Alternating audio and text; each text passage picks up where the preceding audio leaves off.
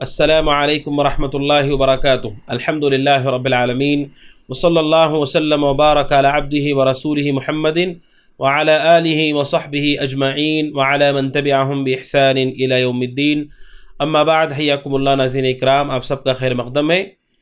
دعویٰ آف سلفیہ کی جانب سے ہمارے اس کورس میں جس کا نام ہے تقویٰ اور اولیاء، ناظرین اکرام ہماری گفتگو جاری ہے۔ پچھلے درس میں ہم نے تقوی کی کیا فضیلتیں ہیں، تقویٰ کن کن فضیلتوں کو لاتا ہے ایک مومن کے لیے زندگی میں، ہم نے اسے جانا تھا۔ ہم نے جانا تھا کہ جو تقویٰ اختیار کرتے ہیں اپنی زندگی میں، اللہ سبحانہ و تعالیٰ کا خصوصی ساتھ انہیں ملتا ہے۔ تقویٰ اختیار کرنے والوں کے لیے اللہ سبحانہ و تعالیٰ آسانی فرماتا ہے۔ تقویٰ اختیار کرنے والوں کے لیے اللہ سبحانہ و تعالیٰ نے جنت کا وعدہ کیا ہے۔ تقویٰ اختیار کرنے والے لوگوں کے لیے اللہ سبحانہ و تعالیٰ نے برکتوں کا وعدہ کیا ہے۔ تقویٰ اختیار کرنے والے لوگوں کے لیے اللہ سبحانہ و تعالیٰ نے یہ وعدہ کیا ہے کہ اللہ تبارک و تعالیٰ ان سے عمل کو قبول کرے گا۔ ناظرین، اس کے علاوہ بہت ساری فضیلتوں کو ہم نے جانا پچھلے درس میں، اور اسی طرح ہماری گفتگو شروع ہوئی تھی تفصیل کے ساتھ کہ تقویٰ دلوں میں کیسے پیدا ہوگا، اور دو اسباب پر ہم نے تفصیل سے گفتگو کی تھی۔ ایک سبب تو یہ تھا، تقویٰ پیدا کرنے کا ایک پہلا ذریعہ جو ہم نے پچھلے درس میں زیر گفتگو لایا تھا، وہ یہ ہے کہ انسان اللہ سبحانہ و تعالیٰ کا مراقبہ دل کے اندر پیدا کرے کہ اللہ سبحانہ و تعالیٰ ہمیں دیکھ رہا ہے۔ کوئی جگہ ایسی نہیں جس سے انسان چھپ سکتا ہو، اللہ سے چھپ سکتا ہو۔ کوئی جگہ ایسی نہیں ہے جس سے انسان اپنے آپ کو اللہ سبحانہ و تعالیٰ سے چھپا لے۔ اور اسی طرح ہم نے یہ سبب بھی جانا تھا کہ وہ لوگ جو تقویٰ اختیار کرنا چاہتے ہیں انہیں چاہیے کہ وہ اللہ سبحانہ و تعالیٰ کی معرفت اور شناخت پیدا کریں۔ جتنی اللہ کی شناخت، جتنی پہچان اللہ سبحانہ و تعالیٰ کی ہوگی، انسان کے دل میں تقویٰ اسی طرح ہوگا۔ اور اسی کے ساتھ ساتھ تقویٰ پیدا کرنے کا ایک سبب ہم نے یہ جانا تھا ناظرین کہ جو لوگ اللہ سبحانہ و تعالیٰ کا تقویٰ چاہتے ہیں انہیں چاہیے کہ وہ اللہ کی نعمتوں پر غور کریں۔ اللہ سبحانہ و تعالیٰ کی نعمتوں پر غور کرنے سے اللہ کا تقویٰ ہمارے دلوں کے اندر پیدا ہوگا۔ ناظرین، آئیے اب ہم ایک اور سبب کی طرف آگے بڑھتے ہیں جس سے انسان کے دل میں تقویٰ پیدا ہوگا۔ وہ یہ ہے ناظرین اکرام کہ ہم گناہوں کی جو مصیبتیں ہیں، گناہوں کی جو نحوست ہے، اس نحوست کو جاننے والے ہوں۔ اگر ہمیں گناہوں کی نحوست کا اندازہ ہوگا تو ہم خود بخود گناہوں سے دور تقوی کے قریب چلے جائیں گے۔ ناظرین اکرام، آپ جانتے ہیں شریعت یہ کہتی ہے کہ کوئی چیز منحوس نہیں ہے، کسی چیز میں نحوست نہیں ہے۔ منحوس ایک چیز ہوتی ہے، وہ ہے انسان کے برے اعمال، انسان کے گناہوں کی وجہ سے انسان کو بہت سارا نقصان، بہت ساری مصیبتیں اس دنیاوی زندگی میں لاحق ہوتی ہیں۔ اللہ سبحانہ و تعالیٰ نے قرآن کریم میں پوری تفصیل کے ساتھ اور پوری وضاحت کے ساتھ اس مسئلے کو ذکر کیا۔ اللہ سبحانہ و تعالیٰ کا ارشاد ہے، ظہر الفساد فی البر والبحر بما کسبت ایدی الناس۔ سورہ روم آیت نمبر 41 میں اللہ سبحانہ و تعالیٰ کہتا ہے کہ خشکی اور تری میں فساد برپا ہو گیا، بما کسبت ایدی الناس، لوگوں کے گناہوں کی وجہ سے، لیذیقہم بعض الذی عملوا، تاکہ وہ انہیں مزہ چکھائے ان کے بعض اعمال کا، لعلہم یرجعون، تاکہ وہ لوٹ کر کے اللہ کی طرف آ جائیں۔ اس آیت کریمہ میں اللہ سبحانہ و تعالیٰ کہتا ہے زمین میں اور خشکی تری میں فساد برپا ہو گیا۔ فساد کا معنی کیا؟ مفسرین نے کہا قحط سالی اور اسی طرح اناج اور سبزے کا نہ اگنا، اور اسی طرح دیگر جو نقصان انسانوں کو اس دنیاوی زندگی میں ہوتا ہے، وہ کس وجہ سے ہوتا ہے؟ بما کسبت ایدی الناس، لوگوں کی اپنی کمائی کرتوت کی وجہ سے۔ اسی وجہ سے اللہ سبحانہ و تعالیٰ نے اس گناہ سے انسانوں کو آگاہ کیا ہے، کہ گناہ اللہ سے دور بھی کرتے ہیں۔ اسی طرح گناہ دنیاوی آخرت کی مصیبتوں کا سبب ہے۔ گناہوں کو آدمی پہچانے، اس کے نقصان کو جاننے والا ہو جائے۔ بلکہ اہل علم یہ کہتے ہیں کہ ہر گناہ کا ایک نقصان ہوتا ہے۔ ہو سکتا ہے ابھی وہ نقصان ہمیں نہ نظر آ رہا ہو، لیکن وہ نقصان ہمارا پیچھا کرتا ہے۔ اللہ معاف کر دے تو معاف کر دے گا، لیکن اگر اللہ سبحانہ و تعالیٰ معاف نہ کرے، وہ گناہ کا نقصان انسان کا پیچھا کرتا ہے، اس سے اسے نقصان پہنچتا ہے۔ لہٰذا ناظرین اکرام، ہم یہ جان لیں کہ گناہوں کے بہت سارے نقصانات ہیں۔ اسی لیے ابن قیم رحمۃ اللہ علیہ اس مسئلے کے بارے میں کہتے ہیں ما الذی اخرج الابوین من الجنہ، کہتے ہیں ہر انسان کو یہ دیکھنا چاہیے کہ آخر جنت سے کس چیز نے حضرت آدم کو، حضرت حوا کو علیہم السلام باہر نکالا۔ وہ جنت میں تھے، نعمتوں میں تھے، سکون اور راحت میں سے تھے، راحت میں تھے۔ کس چیز کی وجہ سے وہ وہاں سے نکل کر کے آ گئے؟ دنیا کی زندگی میں جو زندگی تکلیفوں سے، مشقتوں سے، پریشانیوں سے بھری ہوئی ہے، اس کی وجہ کیا ہے ناظرین اکرام؟ اس کی وجہ یہی ہے، انسان جب نافرمانی کرتا ہے تو انسان کو نقصان بھی پہنچتا ہے۔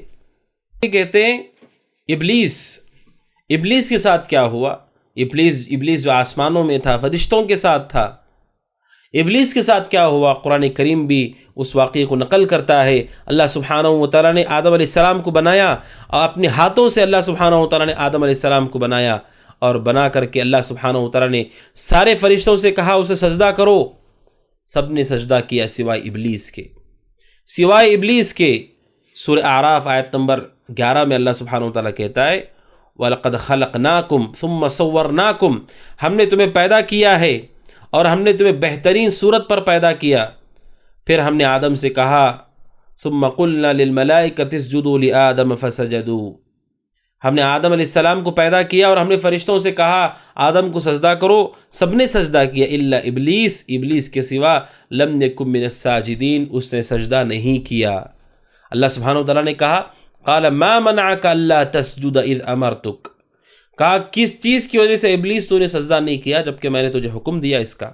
اس نے کہا انا خیر منہ خلقتنی من نار وخلقتہ من طین، کہا کہ میں اس سے بہتر ہوں کہ تو نے اسے مٹی سے بنایا ہے اور تو نے مجھے آگ سے بنایا ہے۔ تکبر کیا، اپنے آپ پر اکڑنے لگا۔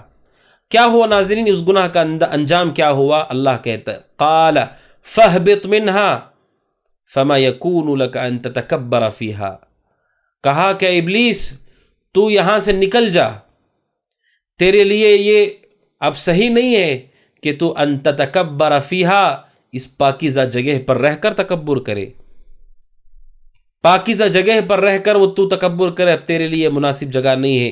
کہ فخرج انک من الصاغرین، تو نکل جا، اب تو بے شک ذلیل لوگوں میں سے ہے، بے شک تو ہلکے لوگوں میں سے ہے۔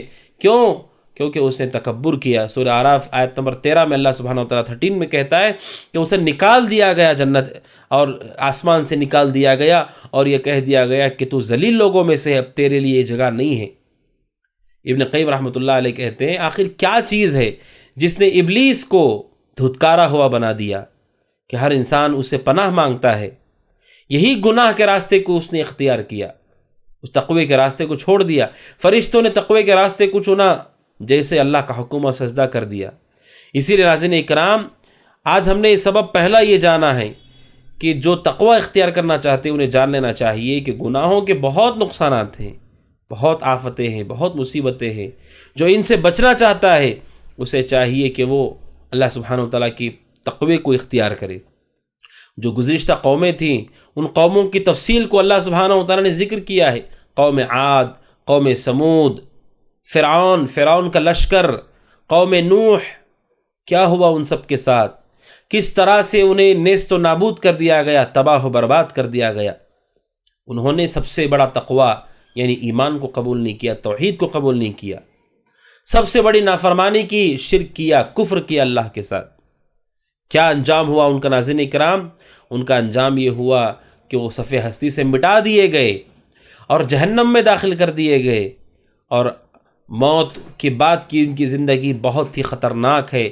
دنیا سے بھی گئے تو بڑی تکلیف کے ساتھ گئے، اور اس کے بعد جو کچھ ہوگا وہ اس سے بھی خطرناک اور بھیانک ہوگا، اور قیامت جب قائم ہوگی تو ان کا ٹھکانہ نار جہنم ہوگا۔ تو ناظرین اکرام، تقوی جو اختیار کرنا چاہتے ہیں انہیں چاہیے کہ وہ اللہ سبحانہ وتعالیٰ کے نافرمانی سے ہونے والے نقصان، نحوست کو جان لیں۔ اس کا فائدہ یہ ہوگا کہ وہ تقوی کے راستے کو اختیار کرنے والے ہو جائیں گے۔ اس کے بعد ناظرین اکرام آئیے ایک اور سبب کی طرف، جو ہمارے اس درس میں دوسرا سبب ہے جسے انسان کے دل میں تقوی پیدا ہوگا، وہ یہ ہے ناظرین اکرام کہ انسان اپنے خواہشات نفس پر قابو کرے۔ اور خواہشات نفس پر کیسے وہ اللہ اس کے رسول کی بات کو مقدم کر سکتا ہو، اس کے بارے میں فکر کرے، غور کرے۔ یہ سارے کا سارا جو گناہوں کا راستہ ہے ناظرین، وہ انسان کی خواہشات سے ہو کر چلتا ہے۔ انسان کی خواہشات، انسان کا نفس، وہ نفس انسان کو بے لگام بنا دیتا ہے۔ انسان کی خواہشات اسے بے لگام بنا دیتی ہیں۔ قرآن کریم میں اللہ سبحانہ وتعالیٰ کہتا ہے ان النفس لامارۃ بالسوء وما ابرئ نفسی ان النفس لامارۃ بالسوء، کہ انسان کا جو نفس ہے وہ نفس امارہ بھی ہوتا ہے۔ نفس امارہ کا معنی کیا ہے؟ جو انسان کو ابھارتا ہے گناہ کی طرف، غلط چیزوں کی طرف، اور اسے وہ سمجھاتا ہے اور نصیحت کرتا ہے۔ کوئی چیز صبر والی ہے، اسے کہتا ہے تم کیوں صبر کر رہے ہو، کیوں تم برداشت کر رہے ہو، کیوں تم نماز پڑھ رہے ہو، کیوں تم غریب پر پیسہ خرچ کر رہے ہو، کیوں تم حج کے لیے اتنا لمبا سفر کرو گے۔ انسان کو وہ ہمیشہ وہ روکتا ہے، وہ گناہوں کی ترغیب دیتا ہے، بے حیائی کی طرف دکھاتا ہے راستہ، مزین کر کے، خوبصورت بنا کر کے۔ لہٰذا جو تقوی اختیار کرنا چاہتے ہیں انہیں چاہیے کہ اپنے نفس پر وہ قابو پانے والے ہو جائیں، اپنے نفس کو قابو کرنے والے ہو جائیں۔ انسان کے لیے تقوی آسان ہو جائے گا۔ سورہ نازعات آیت نمبر 37 سے لے کر 41 تک اللہ سبحانہ وتعالیٰ کہتا فَأَمَّا مَنْ طَغَى وَآثَرَ الْحَيَاةَ الدُّنْيَا فَإِنَّ الْجَحِيمَ هِيَ الْمَأْوَى۔ اللہ کہتا ہے کہ جن لوگوں نے سرکشی کی اور دنیا کی زندگی کو انہوں نے مقدم کیا، فَإِنَّ الْجَحِيمَ هِيَ الْمَأْوَى، یقیناً جہنم ہی ان کا ٹھکانہ ہے۔ وَأَمَّا مَنْ خَافَ مَقَامَ رَبِّهِ، اور جو ڈر گیا اللہ کے سامنے کھڑے ہونے سے، قیامت کا دن کا حساب کا تصور اس کے دل میں ہے۔ وَنَهَى النَّفْسَ عَنِ الْهَوَىٰ، اور اپنے نفس کو اس نے خواہشات سے روک لیا۔ فَإِنَّ الْجَنَّةَ هِيَ الْمَأْوَىٰ، بے شک جنت ہی اس کا ٹھکانہ ہوگا۔ سبحان اللہ۔ ناظرین، یہ قرآن کی آیتیں کہتی ہیں کہ انسان کوئی بھی نیکی کی بات ہو یا گناہ کی بات ہو، دو راستے اس کے پاس ہیں۔ ایک راستہ اس کے نفس کا ہے، ایک راستہ اللہ سبحانہ وتعالیٰ کا ہے۔ اب اسے معلوم کرنا ہوگا کہ کون سے راستے پر میں چلوں گا تو میرا فائدہ ہے، اور وہ اپنے اس نفس پر قابو کرتے ہوئے صحیح راستے کو چنے۔ اللہ سبحانہ وتعالیٰ اس آیت میں کہتا ہے جو دنیا کو ترجیح دے، دنیا کی راحت ہے، دنیا کا سکون ہے، دنیا کا اطمینان ہے۔ دیکھیے کوئی آدمی ہے وہ توحید کو نہیں اختیار کرنا چاہتا، توحید پر نہیں آنا چاہتا، کیوں؟ پورے خاندان والے شرک کرتے ہیں، پورے خاندان غیر اللہ کو پکارتے ہیں۔ کیوں نہیں آنا چاہتے؟ کیونکہ میں آ گیا تو پھر میرا بائیکاٹ ہو جائے گا، میری دوستیاں ختم ہو جائیں گی، میری تجارت کا نقصان ہوگا، میرے بیوی بچوں کو پریشانی ہوگی۔ ایک طرف دنیا کی زندگی ہے کہ نفس کہتا ہے کہ تم دنیا کو مقدم کرو، سکون سے رہو دنیا میں، لیکن شریعت یہ کہتی ہے جو اپنے آپ کو اپنے خواہشات نفس پر قابو کر لیتا ہے، جنت اس کا ٹھکانہ ہے، جنت میں جائے گا وہ شخص۔ اب اسے چننا ہے کہ وہ کس راحت کو چاہتا ہے، ہمیشہ کی راحت کو چاہتا ہے یا تھوڑی دیر کے سکون کو چاہتا ہے۔ سورہ رحمان آیت نمبر 46 میں اللہ سبحانہ وتعالیٰ کہتا ہے وَلِمَنْ خَافَ مَقَامَ رَبِّهِ جَنَّتَانِ، جو اپنے رب کے سامنے کھڑے ہونے سے ڈر گیا اس کے لیے دو جنتیں ہیں۔ کیا معنی ہے؟ کہا اس آیت کی تفسیر میں اہل علم نے کہا کہ اس سے مراد دو جنتیں ہیں جو اللہ کے سامنے کھڑے ہونے سے ڈر گیا۔ کون آدمی مراد ہے؟ کہا وہ آدمی جو گناہ کی خواہش کرتا ہے، دنیا میں خواہش گناہ کی پیدا ہو گئی، پھر وہ یاد کرتا ہے کہ مجھے کل قیامت کے دن، قیامت کے اللہ کے سامنے کھڑے ہونا ہے، اللہ کے سامنے کھڑے ہونا ہے، تو میں کیسے کھڑے ہوں گا؟ اور یہ سوچ کر کے گناہ سے پیچھے ہٹ جاتا ہے، اسے دو جنتوں کا وعدہ کیا گیا ہے۔ تو خواہشات نفس پر قابو کرنے والے ہوں، خواہشات نفس کے سامنے انسان نہ ہارے، نفس کے آگے نہ ہارے، نفس کو وہ چلانے والا ہو، نفس اسے نہ چلانے والا ہو۔ سورہ صاد آیت نمبر 26 میں اللہ سبحانہ وتعالیٰ کہتا ہے یا داؤد انا جعلناک خلیفۃ فی الارض فاحکم بین الناس بالحق ولا تتبع الہوی فیضلک عن سبیل اللہ۔ اللہ سبحانہ وتعالیٰ کہتا ہے اے داؤد علیہ السلام کو اللہ مخاطب کر کے کہتا ہے اے داؤد انا جعلناک خلیفۃ فی الارض، ہم نے بے شک تمہیں زمین میں خلیفہ بنایا ہے، تم کیا کرو؟ فاحکم بین الناس بالحق، لوگوں کے درمیان حق کے ساتھ فیصلہ کرو، فیصلے میں حق کو پکڑو، انصاف کرو۔ ولا تتبع الہوی، اور اے داؤد خواہشات نفس کے پیچھے نہ جاؤ، تمہارا نفس جو کہتا ہے اس کے پیچھے مت جاؤ. کیوں؟ فَيُضِلَّكَ عَنْ سَبِيلِ اللَّهِ، تمہارا نفس تمہیں اللہ کے راستے سے گمراہ کر کے بھٹکا دے گا. ایک نبی سے یہ کہا جا رہا ہے کہ تم اپنے نفس کے پیچھے نہ جاؤ، خواہشات کے پیچھے نہ جاؤ، کیونکہ خواہشات کے پیچھے جانے سے انسان کو نفس راستے سے ہی ہٹا دیتا ہے اللہ سبحانہ و تعالیٰ کے. اسی لیے اہل علم کہتے گناہوں کی مصیبت یہ ہے کہ گناہ کی طرف لے جاتا ہے.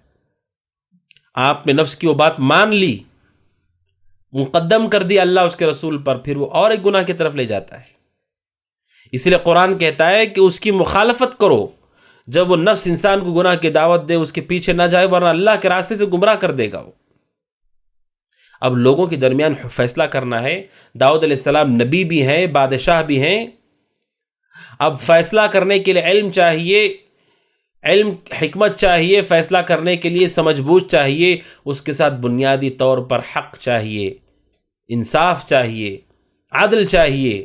اور وہ عدل کب ہوگا؟ جب انسان اللہ سے ڈرنے والا ہو. اب دیکھیے فیصلے لوگ کرتے ہیں پیسہ لے کر، رشوت لے کر، خاندان دیکھ کر، تعلقات کو دیکھ کر فیصلہ کرتے ہیں. لیکن قرآن کہتا ہے نہیں، اگر آپ یہ چیزیں دیکھ کر فیصلہ کرتے ہیں تو آپ راستے پر، صحیح راستے پر کبھی نہیں رہ سکتے، آپ گمراہ ہو جائیں گے.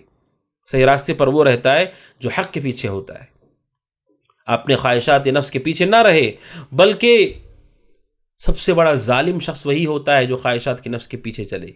سورہ قصص آیت نمبر 50 میں اللہ سبحانہ وتعالیٰ کہتا ہے، 50 میں اللہ تبارک و تعالیٰ کہتا ہے فَإِن لَّمْ يَسْتَجِيبُوا لَكَ فَاعْلَمْ، اے اللہ کے نبی اگر وہ آپ کی بات کو نہیں قبول کرتے، فَاعْلَمْ جان لیجئے، أَنَّمَا يَتَّبِعُونَ أَهْوَاءَهُمْ یہ لوگ اپنے خواہشات کے پیچھے چل رہے ہیں. اگر وہ آپ کے پیچھے نہیں آ رہے اس کا مطلب وہ اپنے نفس کے خواہشات کے پیچھے چل رہے ہیں. وَمَنْ أَضَلُّ مِمَّنِ اتَّبَعَ هَوَاهُ بِغَيْرِ هُدًى مِّنَ اللَّهِ، اس سے بڑا گمراہ کون ہو سکتا ہے جو اللہ سبحانہ و تعالیٰ کی ہدایت کو چھوڑ کر اپنے نفس کے خواہش کے پیچھے چلے. ان اللہ لا يهدي القوم الظالمین، بے شک اللہ سبحانہ و تعالیٰ ظالم قوم کو ہدایت نہیں دیتا ہے، ظالم قوم کو ہدایت نہیں دیتا ہے. اللہ سبحانہ و تعالیٰ نے اس آیت کریمہ میں کہا کہ اتباع کرنے والے، چلنے والے جو لوگ ہیں دو ہی قسم کے ہیں، تیسرا نہیں ہے. دو ہی چیزوں کے پیچھے انسان ہو سکتا ہے اس دنیا میں، تیسرے کے پیچھے نہیں ہو سکتا. یا تو وہ دین، اللہ اس کے رسول، کتاب و سنت، صحابہ، حق کے پیچھے ہوگا. اگر ان کے پیچھے وہ نہیں چل رہا ہے اس کا مطلب وہ خواہشات کے پیچھے ہی چلتا ہے. کیونکہ قرآن کہتا ہے فَإِن لَّمْ يَسْتَجِيبُوا لَكَ، اگر وہ آپ کی بات نہیں مانتے پھر اس کا مطلب اپنے خواہشات کے پیچھے چل رہے ہیں. دو ہی باتیں ہیں، انسان یا تو اپنے نفس کے پیچھے چلے گا یا اللہ اس کے رسول کی تعلیمات کے پیچھے چلے گا. اور قرآن کی اس آیت کریمہ میں کہا گیا کہ اس سے بڑا کون گناہ گار ہو سکتا ہے جو اللہ سبحانہ و تعالیٰ کی ہدایت کے بغیر اپنے خواہشات نفس کے پیچھے چلتا ہے. لہٰذا ناظرین اکرام، انسان کو چاہیے جو تقوی اختیار کرنا چاہتا ہے وہ اللہ سبحانہ و تعالیٰ کے سلسلے میں یہ کیفیت پیدا کرے اپنے دل کے اندر کہ اس کے نفس کی خواہشات اللہ اس کے رسول سے مقدم نہیں ہیں. کیسے وہ اپنے آپ کو منائے گا؟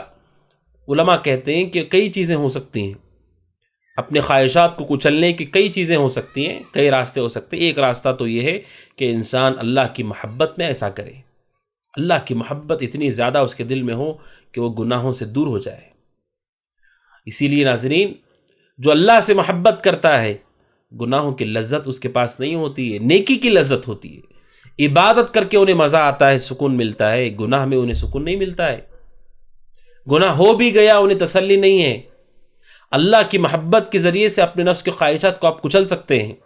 آپ کا نفس کچھ کہتا ہے، آپ کہیں کہ نہیں، اللہ سبحانہ و تعالیٰ میرا رب ہے، اس نے میرے ساتھ احسان کیا اور ہمیشہ میری مدد کی ہے، میں کیسے اس کی نافرمانی کروں؟ اللہ کی محبت انسان کو تقوی کی طرف لے آئے گی اور انسان کو خواہشات کو کچلنے میں آسانی ہوگی. اور خواہشات کو اللہ کی محبت کے ساتھ ایسا بھی ہو سکتا ہے کہ کوئی آدمی اللہ کے عذاب سے ڈر کر کے اپنے خواہشات کو کچل دے. وہ یہ سوچے کہ میں عذاب کو برداشت نہیں کر سکتا، میرے اندر یہ طاقت نہیں ہے، میرے اندر اس صلاحیت نہیں ہے کہ میں اللہ کے عذاب کو برداشت کروں، لہٰذا یہ سوچ کر کے اپنی خواہشات کو کچل دے. اسی لیے رب شہوت تورث حزنا طویلا، کہ انسان تھوڑی سی لذت کر لیتا پانے کے لیے بہت بڑے دکھ کو دعوت دے لیتا ہے، بہت لمبے غم کو دعوت دیتا ہے، جو غم اس کے ساتھ رہے گا اور عذاب جو اس کے ساتھ رہے گا۔ لہٰذا اللہ کا خوف اور عذاب کا ڈر، اس کے ذریعے سے بھی انسان اللہ سبحانہ و تعالیٰ اپنے خواہشات نفس کے اوپر وہ قابو کر سکتا ہے۔ تو ناظرین اکرام، یہ دونوں راستے ہو سکتے ہیں جس کے ذریعے سے انسان اللہ سبحانہ و تعالیٰ کے بتائے ہوئے راستے پر چل کر اپنے خواہشات کو قابو میں کر سکتا ہے۔ ناظرین اکرام، دل میں تقوی پیدا کرنے کا ایک اہم سبب ہمارے اس درس میں تیسرا سبب یہ ہے کہ انسان شیطان کے مکر، اس کے شر کو پہچانے اور اس کے وسوسوں سے ہوشیار رہے، چوکنا رہے۔ ہمارے دشمن ناظرین، انسان کا خود اپنا نفس بھی اس کا دشمن ہوتا ہے۔ اس کا نفس، انسان کا خود کا نفس اسے برائی کی دعوت دیتا ہے، جو آیت کریمہ میں نے پڑھی اس سے پہلے سورہ یوسف، ان نفس لامارۃ بالسوء۔ اسی طرح انسان کا بہت کھلا ہوا دشمن شیطان ہے، جو اسے تقوی کے راستے سے روکنا چاہتا ہے، اسے صحیح راستے سے روک کر کے غلط راستے پہ داخل کرنا چاہتا ہے۔ بلکہ قرآن کریم میں اللہ سبحانہ و تعالیٰ کہتا ہے کہ ابلیس نے اللہ سبحانہ و تعالیٰ سے کیا کہا؟ اس نے جب اللہ سبحانہ و تعالیٰ نے کہا کہ ابلیس تمہیں یہاں سے دھتکار کے نکالا جاتا ہے، جو آیت کریمہ میں نے سورہ اعراف آیت نمبر 13 آپ کے سامنے پڑھی تھی، اس کے بعد آیت نمبر 14 میں اللہ سبحانہ و تعالیٰ کہتا ہے قال انذرنی الی یوم یبعثون، اس نے کہا اے میرے رب، مجھے تو قیامت کے دن تک کی مہلت دے۔ اس نے اللہ سے مہلت مانگی۔ اللہ سبحانہ و تعالیٰ نے کیا کہا؟ قال انک من المنذرین، سورہ اعراف آیت نمبر 15 میں اللہ نے کہا کہ ہم تجھے مہلت دیتے ہیں۔ کیا کہتا اللہ سے؟ فبما اغویتنی لأقعدن لهم صراطک المستقیم، کہا کہ جب تو نے مجھے بہکا دیا تو اب میں تیرے بندوں کے اور صراط مستقیم کے درمیان بیٹھ جاؤں گا۔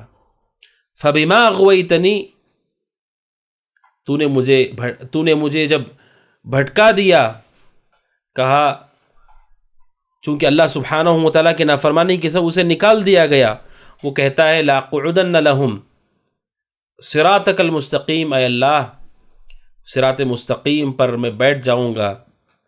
ثم لآتینہم من بین ایدیہم ومن خلفہم وعن ایمانہم وعن شمائلہم، ان کے دائیں بائیں اور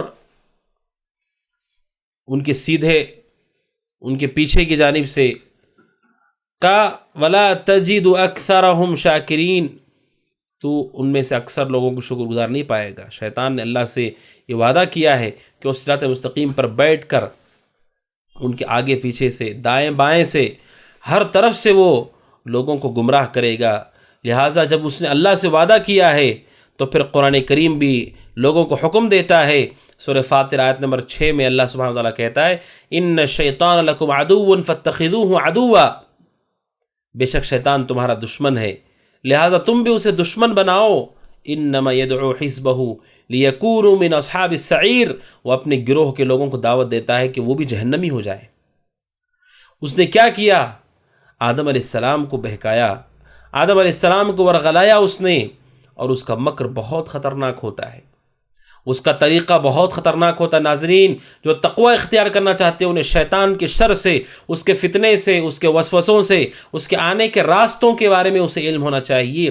شیطان کیسے گمراہ کرتا ہے، کیسے گمراہ کرتا ہے؟ قرآن مجید نے اس واقعے کو بھی ذکر کیا ہے کہ آدم علیہ السلام جو اپنی اہلیہ حضرت حوا کے ساتھ جنت میں تھے، انہیں شیطان نے کہا هل ادلک علی شجرۃ الخلد وملک لا یبلی، آدم علیہ السلام کے پاس آ کر کے کہتا ہے اے آدم، میں تمہیں ایسے درخت کے بارے میں بتاتا ہوں، شجرۃ الخلد، کہ اس میں سے جو کھا لیتا ہے، اس درخت میں سے جو کھا لیتا ہے وہ ہمیشہ کے لیے جنت میں رہ جاتا ہے۔ کیونکہ آدم علیہ السلام جب جنت میں گئے تھے تو اللہ نے انہیں یہ نہیں وعدہ کیا تھا کہ تم ہمیشہ یہیں رہو گی، تو شیطان اسی راستے سے آیا، اللہ نے انہیں نکالا نہیں تھا، اور اللہ نے یہ بھی نہیں کہا تھا کہ تم ہمیشہ رہو گے، لہذا شیطان آ کر کے آدم علیہ السلام کو بہکاتا ہے، اور کیسے انداز میں بہکاتا ہے، آ کر کہتا اے آدم میں تمہیں کیا نہیں بتاؤں ایسے درخت کے بارے میں کہ جسے تم کھا لو گے تو تم ہمیشہ کے لیے جنت میں رہ جاؤ گے، وہ ملک لا یبلا، ملک لا یبلا، ہمیشہ کی تمہارے پاس بادشاہت ہو جائے گی، تمہاری حکومت ہمیشہ کے لیے ہو جائے گی، اور تم یہیں پر ہمیشہ اطمینان اور راحت کی زندگی گزارو گے۔ اللہ سبحانہ و تعالیٰ نے اس واقعے کو نقل کیا کہ، اور اسی کے ساتھ سورہ اعراف آیت نمبر 21 میں اس نے کہا وَقَاسَمَهُمَا إِنِّي لَكُمَا لَمِنَ النَّاصِحِينَ، اور اس نے آدم اور حوا دونوں سے کہا کہ میں تو تمہارا بھلا چاہتا ہوں، میں تم دونوں کا بھلا چاہتا ہوں۔ اس نے یہ قسم کھا کر کے کہا کہ میں تم دونوں کا بھلا چاہتا ہوں، اور کیا ہوا، اس کا نتیجہ کیا نکلا؟ اس نے جب آدم علیہ السلام کو بہکایا اور جب انہوں نے درخت سے کھا لیا، کھانے کا نتیجہ یہ ہوا، اللہ سبحانہ و تعالیٰ کہتا ہے کہ جب انہوں نے کھا لیا اسے فَبَدَتْ لَهُمَا سَوْآتُهُمَا، تو ان کی نعمتیں ان سے چھن گئیں، ان کا لباس ان سے چھن گیا۔ اور اللہ سبحانہ و تعالیٰ کہتا ہے کہ اللہ سبحانہ و تعالیٰ بعد میں ان کی توبہ بھی قبول کی، انہیں دنیا میں بھیج دیا گیا۔ تو ایک نبی آدم علیہ السلام جو سب سے پہلے انسان ہیں، انہیں اس نے بہکایا، قسم کھائی اور کہا کہ میں تمہارا خیر چاہتا ہوں، بھلا چاہتا ہوں، ہمیشہ اگر تم بادشاہ رہنا چاہتے ہو، ہمیشہ اگر جنت میں رہنا چاہتے ہو، میری بات سنو اور تم ہمیشہ یہیں رہ جاؤ گے۔ اور جب کھا لیا، نتیجہ یہ ہوا کہ نہ انہیں وہ حکومت ملی اور نہ جنت کی نعمتیں، بلکہ وہ نعمتیں بھی جو تھی وہ بھی چھن گئی، اور انہیں وہاں سے دنیا میں بھیج دیا گیا۔ اللہ سبحانہ وتعالیٰ کہتا ہے اسی لیے اس کا جو مکر ہے، اس مکر سے انسان کو توبہ، اس مکر سے انسان کو بچنے کے لیے اس کے پاس علم ہو۔ شیطان انسان کو بہت بھیانک طریقے سے دھوکہ دیتا ہے۔ قرآن کی یہ جو لفظ ہے کہ اے آدم میں تمہیں نہ بتاؤں شجرۃ الخلد، ہمیشہ کا جو درخت ہے، کھا لینے والا ہمیشہ جنت میں رہے گا، اتنا اچھا نام اس نے پیش کیا۔ علماء کہتے ہیں شیطان کی یہ چال تھی کہ اس نے یہ گناہ کو، نافرمانی کی چیز کو اتنا اچھا پیش کیا کہ شجرۃ الخلد اسے نام دے دیا۔ شجرۃ الخلد، ایسا درخت کہ جو کھا لو گے تو ہمیشہ ہی جنت میں رہو گے۔ وہ نام کو خوبصورت بناتا ہے، حقیقت کچھ اور ہوتی ہے۔ انسان گناہ کرتا ہے، اسے شیطان کہتا ہے یہ تو آزادی ہے۔ جیسے آدم کو کہا یہ ہمیشہ کھا لو گے تو ہمیشہ جنت میں رہو گے، اب ہم جو گناہ کرتے ہیں ہمیں کہتا ہے یہ آزادی ہے۔ کہاں انسان ان عبادتوں میں رہے گا، ان پابندیوں میں رہے گا، ان محنتوں میں رہے گا؟ آزاد ہو جاؤ، جبکہ یہ آزادی نہیں ہے، یہ قید ہے۔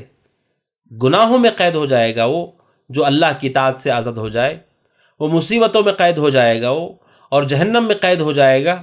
کیسی آزادی ہے؟ لیکن شیطان لوگوں کو کہتا ہے آزادی۔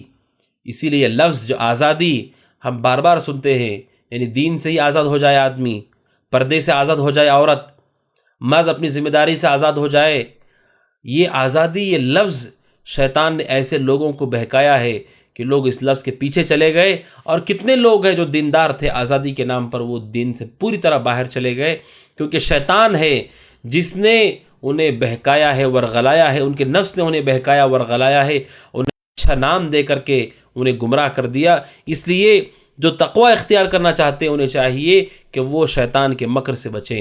شیطان کن کن راستوں سے آتا ہے؟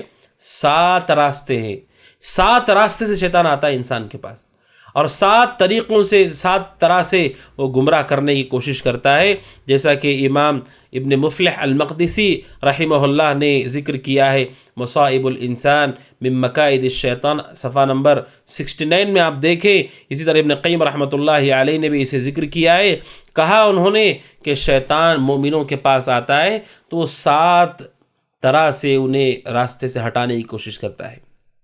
سب سے پہلے عقبۃ الکفر، وہ سب سے پہلے اس کی کوشش ہوتی ہے کہ انسان کافر ہو جائے، انسان اسلام سے ہی نکل جائے۔ سب سے پہلی کوشش یہ ہوتی ہے، لوگوں کے پاس آ کر طرح طرح کے خیالات ڈالتا ہے، اللہ سبحانہ و تعالیٰ کے بارے میں شک پیدا کرتا ہے تاکہ انسان کافر ہو جائے۔ مزارات کے پاس گئے، وہاں جانے کے بعد آدمی کو اچھا محسوس ہو رہا ہے، لوگ سمجھتے ہیں کہ یہاں سے فائدہ ہوا، وہ چاہتا ہے کہ لوگ کفر کریں، کافر ہو جائیں، اور کافروں کے نعروں کو، ان کی تعلیمات کو خوبصورت بنا کے پیش کرتا ہے۔ کیا بہترین تعلیم ہے، کتنی اچھی تہذیب ہے، کیا کلچر ہے ان کا، تاکہ لوگ کافر ہو جائیں۔ اگر کافر ہو گئے، اس کا سب سے بڑا مقصد یہی ہے کہ لوگ کافر ہو جائیں، کفر کی طرف چلے جائیں۔ مصیبت کے وقت انسان کے پاس آتا ہے، اتنا اسے غم میں مبتلا کر دیتا ہے، اتنا اسے وسوسے ڈالتا ہے، غلط خیالات ڈالتا ہے کہ آدمی اللہ ہی کو گالی دے دے، آدمی دین ہی کو چھوڑ دے، آدمی شریعت ہی کا انکار کر دے، تو شیطان سب سے پہلے کوشش کرتا ہے کہ کفر کرائے۔ کہا ابن مفلح رحمہ اللہ نے اگر کفر نہیں کرا سکتا، وہ دیکھتا ہے کہ آدمی کافر نہیں ہو رہا ہے، پھر دوسرا راستہ ہوتا ہے اس کا عقبۃ البدعہ، بدعت کی طرف لے آتا ہے۔ دیندار ہے، کفر نہیں کر رہا ہے، وہ شرک میں نہیں جا رہا ہے، تو اسے کہتا ہے یہ بھی دین ہی کا کام ہے، اچھا کام ہے، اسے کر لو، جبکہ پیارے رسول نے نہیں کیا، صحابہ نے نہیں کیا ہے، کتاب و سنت میں دلیل نہیں ہے، پھر بھی یہ آدمی کر رہا ہے، بدعت کر رہا ہے، غلط عقیدے رکھتا ہے، مسلم حکمرانوں کو کے خلاف خروج کرنا، ان کے خلاف بغاوت کرنا، غیر اللہ سے امید لگانا، دعاؤں میں اللہ سبحانہ و تعالیٰ کو واسطہ دینا، نبی صلی اللہ علیہ وسلم کی قبر یا دیگر قبروں کو ثواب کی نیت سے سفر کرنا، عید میلاد منانا، 11ویں 12ویں کرنا، اور میت کو قرآن پڑھ کر کے بخشنا۔ شیطان آ کر کہتا ہے یہ سب اچھے کام ہے، کرو، جبکہ یہ سب بدعت ہے، پیارے رسول صلی اللہ علیہ وسلم سے ثابت نہیں ہے۔ اگر انسان بدعت میں پڑ جاتا ہے تو اس کا کام ہو گیا، کیونکہ کفر اور شرک کے بعد سب سے بڑا گناہ بدعت ہے۔ یہ چوری، قتل، زنا سے بڑا گناہ ہے، اگرچہ کہ لوگوں کو اس کا احساس نہیں ہے، کیونکہ بدعت ایجاد کرنے والا اللہ پہ اعتراض کر رہا ہے کہ دین پورا نہیں ہے، وہ رسول پہ اعتراض کر رہا ہے کہ رسول نے دین پورا نہیں سکھایا ہے ہم کو، وہ قرآن مجید کے آیات کے ساتھ نہیں ہے کہ دین پورا ہو چکا ہے۔ بدعت اگر کر لے انسان تو وہ بہت خوش ہو جاتا ہے، اگر بدعت نہیں کر سکتا ہے، وہ اس کے پاس علم ہے، تو پھر تیسرا راستہ ہے شیطان کا، عقبۃ فعل الکبائر، کبیرہ گناہ کرواتا ہے، بڑے بڑے گناہ، قتل کرنا، زنا کرنا، ماں باپ کی نافرمانی کرنا، چوری کرنا، جادو کرنا، یتیموں کا مال ناحق کھا لینا، غیبت کرنا، چغلی کرنا، کسی کا مال ناحق کھا لینا، بڑے بڑے گناہوں کی طرف دعوت دیتا جو کبیرہ گناہ ہے، لباس ٹخنے کے نیچے لٹکانا، یہ شیطان تیسرا اس کا راستہ یہی ہے، کبیرہ گناہوں کا راستہ۔ آج آپ سوچیے کتنے کبیرہ گناہوں میں مبتلا ہو جاتے ہیں، شیطان اسے خوبصورت بنا کے پیش کرتا ہے، اگر یہ ہم نے کر لیا تو خوش ہو جاتا ہے۔ اگر انسان کبیرہ گناہوں سے بچ جاتا ہے، ثم فی عقبۃ فعل الصغائر، پھر چوتھا اس کا راستہ ہوتا ہے صغیرہ گناہ، چھوٹے گناہ، اگرچہ کہ وہ گناہ ہیں، چھوٹے گناہوں کے راستے سے آتا، کہتا ہے دیکھو تم تو بڑے گناہ نہیں کر رہے، یہ گناہ تم کر سکتے ہو، یہ گناہ کرنے میں کوئی حرج نہیں ہے، چھوٹے گناہوں کی طرف انسان کو ڈھکیلتا ہے کہ راستے ہوئے جاتے ہوئے عورتوں کو وہ دیکھے، نگاہ اٹھا کر کے دیکھے، اور وہ اللہ سبحانہ و تعالیٰ کے جو بڑے گناہ انہیں چھوڑ کر کے نافرمانی کے راستے پر چلے۔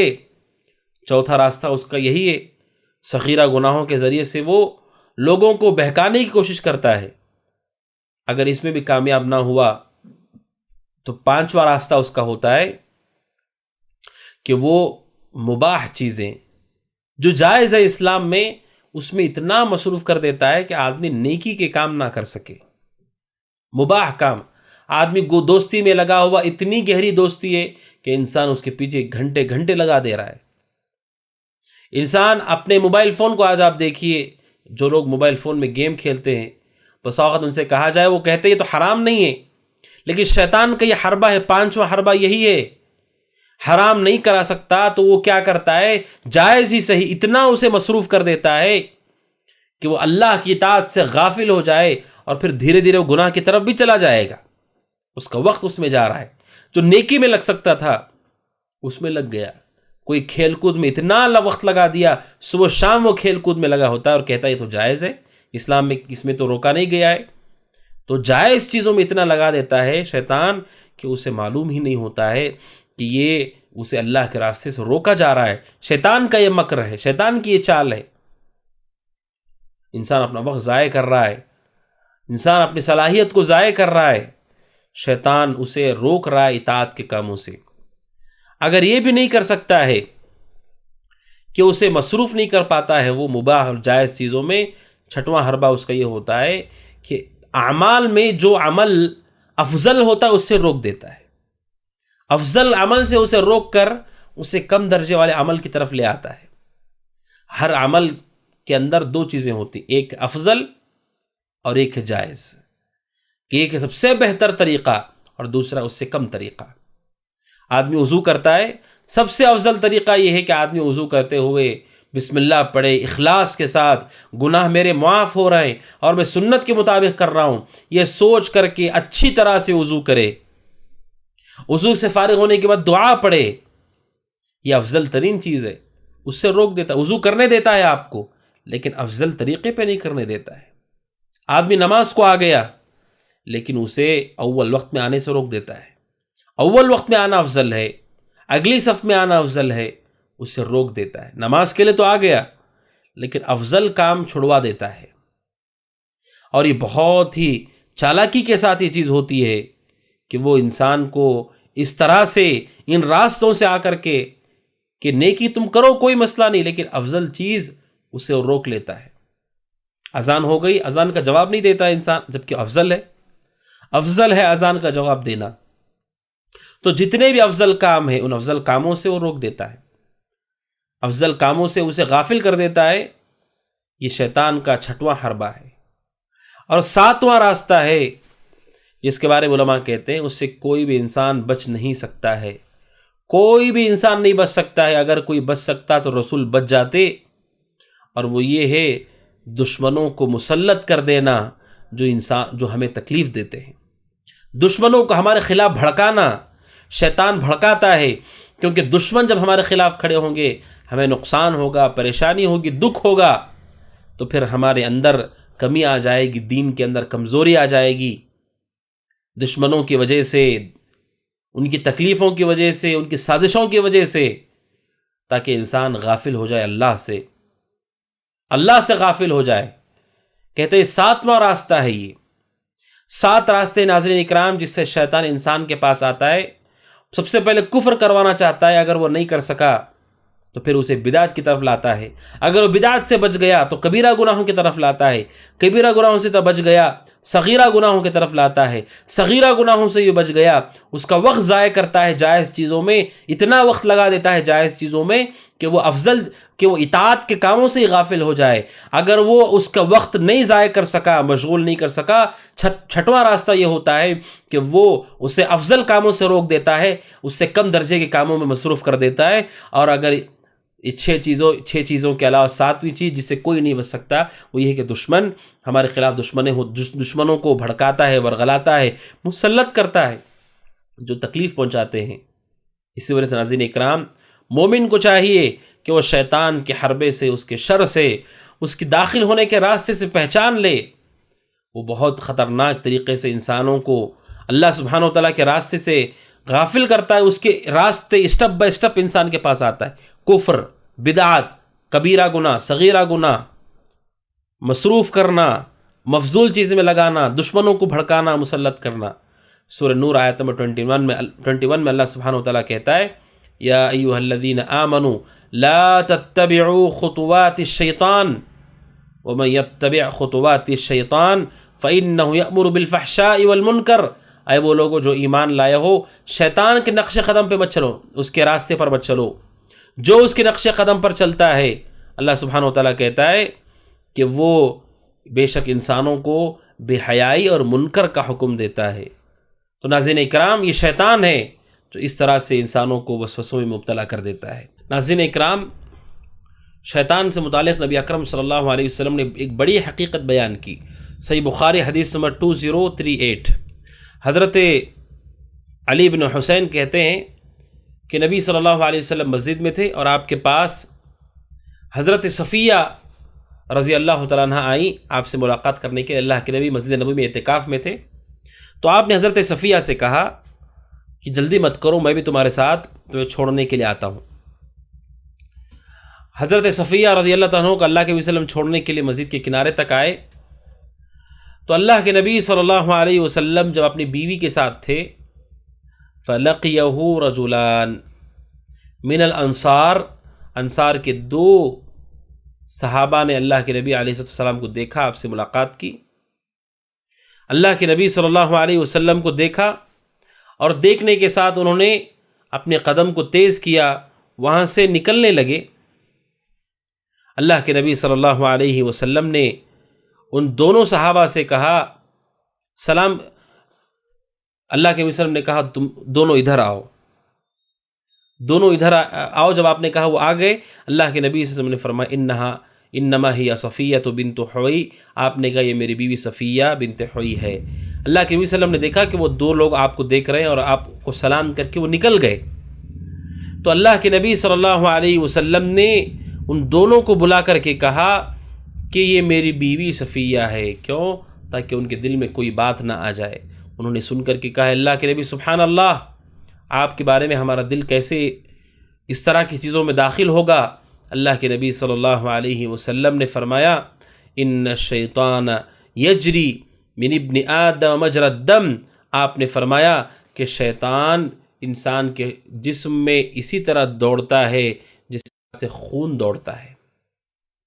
اور اس حدیث کے اندر بعض سفیان سے پوچھا گیا رحمۃ اللہ علیہ کیا وہ رات کا یہ واقعہ ہے، تو انہوں نے کہا وہ رات ہی کا واقعہ تھا، یعنی حضرت صفیہ جو اللہ کے نبی سے ملنے کے لیے آئی تھیں اور اللہ کے نبی انہیں مسجد کے دروازے تک چھوڑنے کے لیے گئے تھے، یہ رات کا واقعہ ہے۔ اور رات کے وقت دو لوگوں نے دیکھا پیارے رسول صلی اللہ علیہ وسلم کو جاتے ہوئے اور سلام کیا اور نکل گئے۔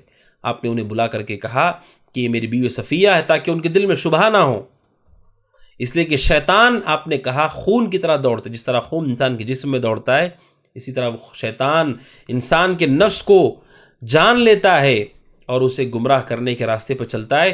بلکہ علماء کہتے ہیں شیطان بہت نباز ہوتا ہے، وہ دیکھتا ہے کہ انسان کا میلان کس طرف ہے، کس طرف اس کا جھکاؤ ہے، اسی لیے اس کے وسوسے سے انسان پناہ مانگتا ہے اللہ سے۔ سورہ الناس جو کہ قرآن کی سب سے آخری سورت ہے، قل اعوذ برب الناس ملک الناس الہ الناس من شر الوسواس الخناس، اس خناس شیطان کے شر سے اے اللہ میں تیری پناہ مانگتا ہوں جو وسوسے ڈالتا رہتا ہے۔ اللہ نے اسے اتنی طاقت دی ہے، وہ وسوسے ڈال سکتا ہے انسان کے دل میں، شر اور فتنہ ڈال سکتا ہے، گناہ کی طرف اس کی محبت پیدا وہ ڈال سکتا ہے اس کے دل کے اندر۔ لہٰذا انسان کو چاہیے کہ وہ چوکن نہ رہے کہ شیطان کس راستے سے آ کر اسے گمراہ کر دے گا۔ ایک واقعہ میں آپ کے سامنے نقل کرتا ہوں جسے ابن جوزی رحمۃ اللہ علیہ نے تلبیس و ابلیس میں نقل کیا ہے کہ ابراہیم نخعی رحمۃ اللہ علیہ کے زمانے میں ایک شخص تھا جو بہت پریشان حال تھا، اسے مال کی بڑی حاجت تھی، ضرورت تھی، اور جتنے مال کی اسے حاجت تھی، ضرورت تھی، اس نے خواب میں دیکھا کہ سڑک کے کسی کنارے ایک تھیلی ہے، اس میں اتنے ہی پیسے ہیں جتنے کی اسے ضرورت ہے۔ تھیلی اس نے خواب میں دیکھی اور اسی راستے کے اوپر وہ چلتا ہے تو دیکھتا ہے کہ وہاں پر ایک تھیلی ہے جس میں پیسہ رکھا ہوا ہے، اور جب وہ گنتا ہے تو اتنے ہی پیسے تھے جتنے پیسے کی ضرورت اسے تھی۔ اس نے کہا یہ تو اللہ کی مدد ہے کہ اللہ سبحانہ و تعالیٰ نے اس پریشانی کو میرے حل کر دیا۔ تو اس نے استعمال کرنے سے پہلے یہ سوچا کہ پہلے علم حاصل کر لیا جائے۔ ابراہیم نخعی رحمۃ اللہ علیہ کے پاس وہ آتا ہے جو کہ اس زمانے کے بڑے فقیہ تھے، بڑے عالم تھے، ان سے آ کر کے پوچھتا ہے کہ مجھے پیسے کی ضرورت تھی اور میں نے خواب میں دیکھا، میں خوش ہو گیا اور میں نے اسی راستے میں دیکھا تو مجھے یہ تھیلی ملی ہے، اس میں اتنے پیسے ہیں، جتنی مجھے ضرورت تھی کیا میں اسے استعمال کر سکتا ہوں؟ ابراہیم نخعی رحمۃ اللہ نے کہا کہ اس میں سے ایک درہم بھی تمہارے لیے استعمال کرنا جائز نہیں ہے، کیونکہ جو چیز راستے میں ملتی ہے وہ انسان کی خود کی نہیں ہوتی ہے، بلکہ نبی صلی اللہ علیہ وسلم کے کیا حکم ہے؟ نبی صلی اللہ علیہ وسلم نے حدیث میں حکم دیا ہے کہ اگر کوئی چیز انسان کو مل جاتی ہے، انسان کو چاہیے کہ 1 سال تک اس کا اعلان کرے۔ 1 سال تک اعلان کا مطلب ہے کہ وہ اسے کیسے استعمال کرے گا، بلکہ اس کی ذمہ داری ہو جائے گی کہ وہ 1 سال تک وہ لوگوں کو آگاہ کرے کہ مجھے ایک چیز یہاں پر ملی ہے، یہ تو ہمارے نعمت تو نہیں ہے۔ اسی لیے علماء نے کہا کہ راستے میں کوئی چیز ملتی ہے تو یہ نعمت نہیں ہے، بلکہ آدمی کے لیے بہت بڑی ذمہ داری ہے وہ۔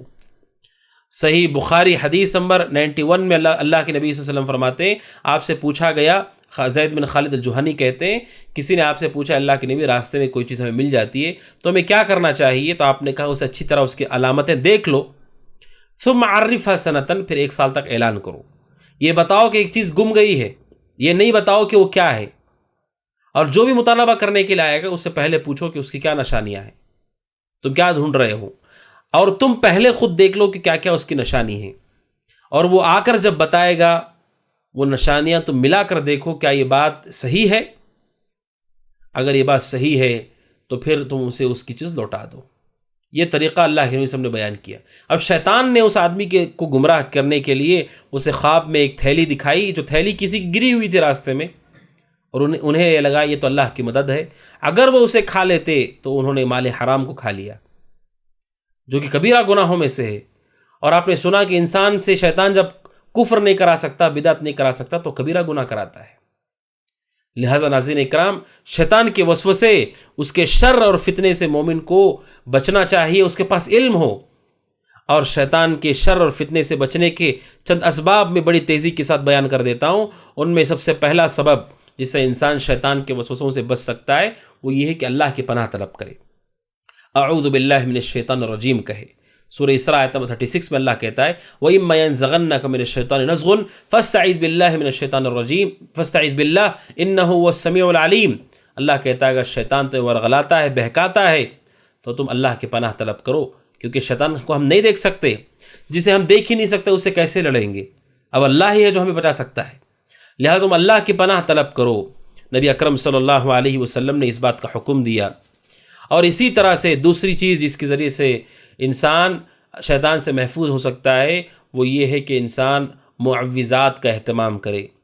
قل اعوذ برب الفلق، قل اعوذ برب الناس، انسان معوذات کا اہتمام کرے، اس لیے کہ اس کے ذریعے سے انسان شیطان سے محفوظ ہوتا ہے۔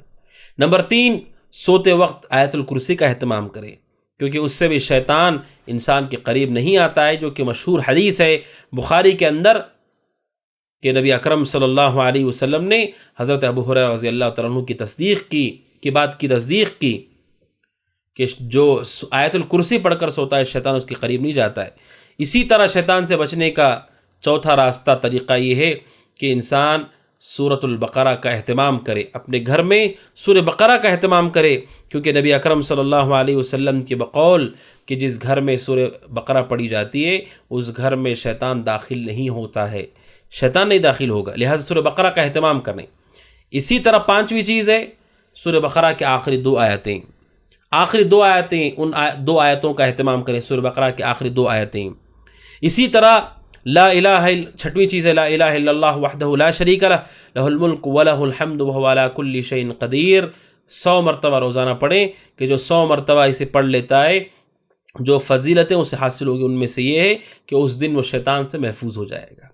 نمبر 7، کثرت سے اللہ کا ذکر کرتے رہیں، جو کثرت سے اللہ کو یاد کرتے ہیں اللہ سبحانہ وتعالیٰ اسے شیطان سے بچاتا ہے۔ اسی لیے خناس اللہ سبحانہ وتعالیٰ نے لفظ استعمال کیا، الذی یوسوس فی صدور الناس من الجنۃ والناس۔ خناس کہتے ہیں وہ شیطان جو دیکھتا ہے کہ دل اللہ کے ذکر سے خالی ہے تو آ کر کے وسوسہ ڈال دیتا ہے، اگر ذکر ہے تو پیچھے چلا جاتا ہے۔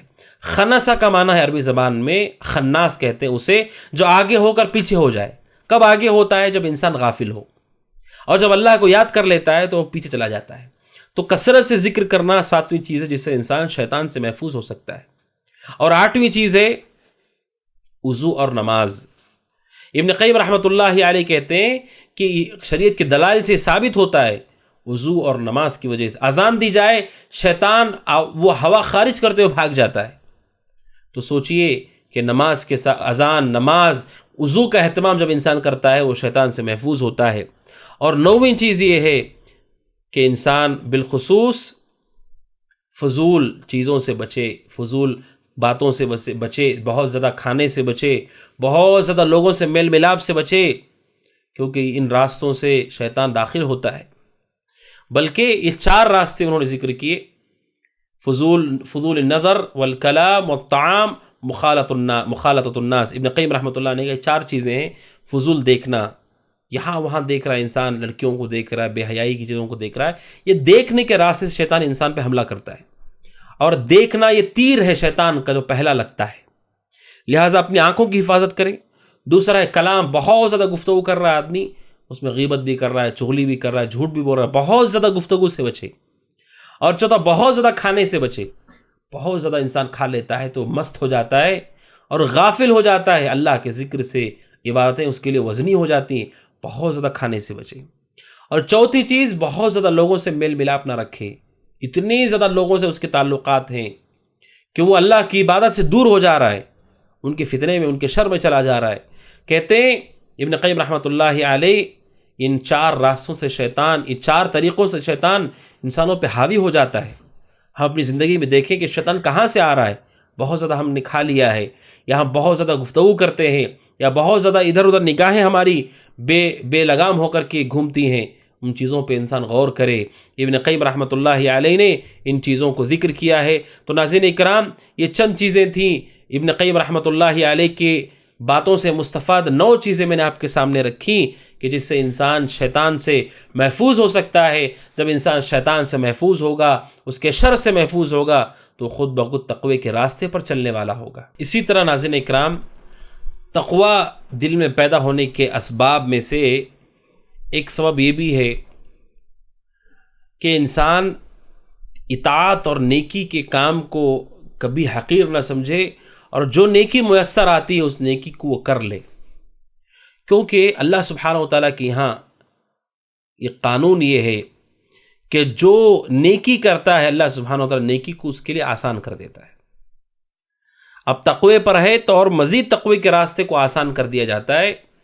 اللہ سبحانہ و تعالیٰ کہتا ہے سورہ محمد آیت نمبر 17 میں، والذین اہتدوا زادہم ہدی، جنہوں نے ہدایت کا راستہ پکڑ لیا، اللہ نے ان کی ہدایت میں اضافہ کیا۔ وآتاہم تقواہم، اور ان کو تقوی عطا کیا۔ سبحان اللہ ناظرین، کہ انسان اگر ہدایت کو اختیار کرتا ہے، نیکی کا کام کرتا ہے، اس نیکی کی وجہ سے انسان کا تقوی بڑھتا ہے، مزید اضافہ ہوتا ہے۔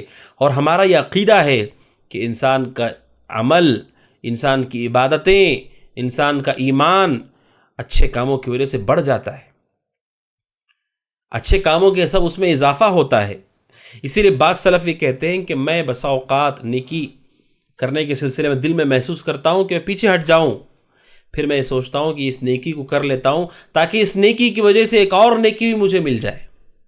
اب ہو سکتا ہے کہ بہت بڑی نیکی مجھے مل جائے اس راستے سے، اس کے ذریعے سے ایک اور بہت بڑی نیکی اس کو مل جاتی ہے۔ سبحان اللہ ناظرین اکرام، ہدایت انسان کے لیے اور مزید ہدایت کو لے آتی ہے، اور تقوی اسے نصیب ہوتا ہے۔ کوئی آدمی ہے، وہ آدمی یہ سوچتا ہے کہ میں اللہ سبحانہ و تعالیٰ کے اس دین کو سیکھوں، تھوڑا سا وقت میں دوں، تھوڑا سا وقت وہ نکالتا ہے ناظرین، اور دین کو سننے لگتا ہے، اور پھر کیا ہوتا ہے، اللہ اس کے دل کو کھول دیتا ہے، پھر وہ سبحان اللہ اپنے دل میں اطمینان اور سکون کو پا لیتا ہے۔ اب اس کے بعد اس کی زندگی کا مشن طے ہو جاتا ہے، اسے اللہ کو راضی کرنا ہے، دین کی خدمت کرنی، اس میں وہ لگ جاتا ہے۔ شروعات کیسے ہوئی؟ اس نے یہ سوچا کہ اس علم کو حاصل کر لیتے ہیں، تھوڑا وقت دیتے ہیں، اس کورس کو ہم سیکھ لیتے ہیں، اس پروگرام میں ہم شرکت کر لیتے ہیں۔ وہی پروگرام، وہی خطبہ، وہی درس انسان کے لیے ہدایت کے اتنے بڑے راستے کو کھول دیتا ہے کہ اس کی پوری زندگی صحیح ہو جاتی ہے۔ اس لیے قرآن کہتا ہے جو ہدایت پر آ جاتے ہیں اللہ انہیں مزید ہدایت دیتا ہے، انہیں تقوی عطا کرتا ہے۔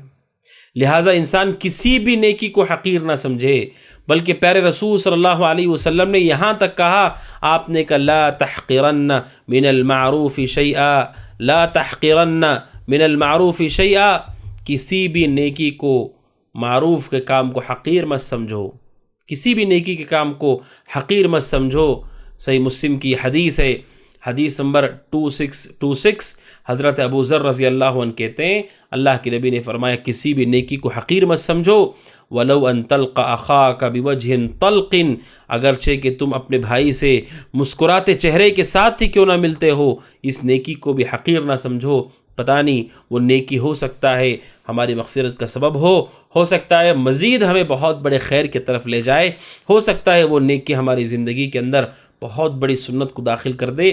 لہٰذا کسی بھی نیکی کو حقیر نہیں سمجھنا چاہیے ناظرین، اور اطاعت کے کاموں میں بڑھ چڑھ کر کے حصہ لینا چاہیے، کیونکہ اطاعت کی طرف لے جاتی ہے، ہدایت کے راستے پر لے جانے والی چیزیں، تقوی کو لے آتا ہے، اور انسان کی نیکیوں کی طرف اسے راغب کر دیتی ہیں۔ لہٰذا تقوی کے بڑھنے کے اسباب جو ہم اختیار کر سکتے ہیں ان میں سے یہ ہے کہ کسی بھی نیکی کو انسان حقیر نہ سمجھے، معمولی نہ سمجھے، اور جیسے ہی اس کے پاس وقت ہو اس نیکی کو فوراً وہ انجام دے دے۔ اور ناظرین اکرام، تقوی کے دل میں پیدا ہونے کے اسباب میں سے ابھی آپ نے سنا ہر اطاعت کا کام، ہر نیکی کا کام اللہ سبحانہ و تعالیٰ اس بارے میں فرماتا ہے۔ سورہ بقرہ آیت نمبر 21 میں اللہ سبحانہ و تعالیٰ کہتا ہے یا ایھا الناس اعبدوا ربکم الذی خلقکم والذین من قبلکم لعلکم تتقون، اے لوگوں، اے انسانوں، عبادت کرو تمہارے رب کی جس نے تمہیں پیدا کیا اور تم سے پہلے لوگوں کو پیدا کیا، لعلکم تتقون، تاکہ تم متقی ہو جاؤ، تاکہ تمہارے دلوں میں تقوی پیدا ہو جائے۔ اللہ کہتا ہے عبادت کرو تاکہ تقوی پیدا ہو جائے، یعنی عبادت کے سبب انسان کے دل میں تقوی پیدا ہوتا ہے۔ جیسے میں نے آپ کے سامنے بیان کیا کہ ہر نیکی نیکی کو لے آتی ہے، لہٰذا عبادت کرو، تقوی پیدا ہوگا، مزید اس میں اضافہ ہوگا۔ اور خاص طور پر ایک اور سبب جو مجھے آپ کے سامنے رکھنا ہے تقوی بڑھنے کا، وہ یہ ہے بالخصوص انسان روزے کا اہتمام کرے، کیونکہ روزے کے بارے میں قرآن مجید کہتا ہے کہ اس کے سبب انسان کے دل میں تقوی، پرہیزگاری پیدا ہوتی ہے۔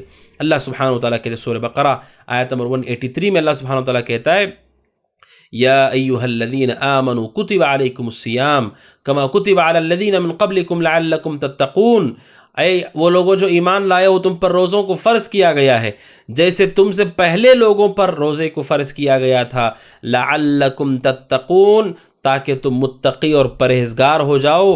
اللہ سبحانہ و تعالیٰ نے روزے کو تقوی کا سبب بیان کیا ہے کہ جو صحیح معنوں میں روزہ رکھتے ہیں، جیسے روزہ رکھنے کا حق ہے، اس کے سبب اللہ سبحانہ و تعالیٰ ہمارے دلوں میں تقوی کو پیدا کر دیتا ہے۔ روزہ دیکھیے ناظرین کیسی عبادت ہے کہ انسان اللہ سبحانہ و تعالیٰ کے لیے بھوک اور پیاس کو برداشت کرتا ہے، اس کے جسم میں طاقت اس کے جسم کو کھانے پینے سے دور رکھ لیتا ہے، جس کے سبب اس کے نفس کی خواہشات کمزور پڑ جاتی ہیں، اپنی زبان کی حفاظت کرتا ہے کیونکہ وہ روزے کی حالت میں ہے، اور اللہ سے ڈرنے لگتا ہے، اس کے سامنے کتنا بھی اچھا لذیذ پکوان کیوں نہ ہو وہ اسے ہاتھ نہیں لگاتا ہے کہ اللہ مجھے دیکھ رہا ہے، جب تک وقت نہیں ہوتا تب تک میں اس چیز کو نہیں کھاؤں گا۔ یہ چیز انسان کے دل میں تقوی پیدا کرتی ہے، پرہیزگاری پیدا کرتی ہے، صحیح معنوں میں جو روزہ رکھتے ہیں، اس لیے کہ انسان کی زندگی بھی ایک روزہ ہی ہے، ایک روزے کی طرح ہی ہے۔ جس طرح ہم رمضان کے روزے رکھتے ہیں، اس میں کچھ چیزیں ہمیں نہیں کھانی ہیں، اس کا کچھ وقت ہے، کھانے کا ایک وقت ہے، افطار کا ایک وقت ہے، سحری کا ایک وقت ہے، اسی طرح پوری زندگی بھی ہے، عبادتوں کا ایک وقت ہے، حرام چیزوں سے ہمیں روک دیا گیا ہے، اور یہ پوری زندگی روزہ چلتا ہے انسان کا۔